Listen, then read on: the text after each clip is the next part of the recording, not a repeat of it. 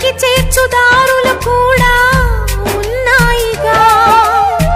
భారమెంతో ఉందని బాధపడకు నేస్తమా, బాధ వెంట నవ్వుల పంట ఉంటుందిగా.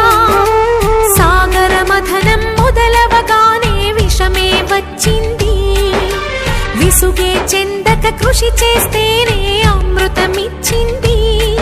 అవరోధాల దీవుల్లో ఆనంద నిధి ఉన్నది, కష్టాల వారధి దాటిన వారికి సొంతమవుతుంది. తెలుసుకుంటే సత్యమిది, తలచుకుంటే సాధ్యమిది, మౌనంగానే ఎదగమని మొక్క నీకు చెబుతుంది. ఎదిగిన కొద్దీ ఒదగమని అర్థమందుల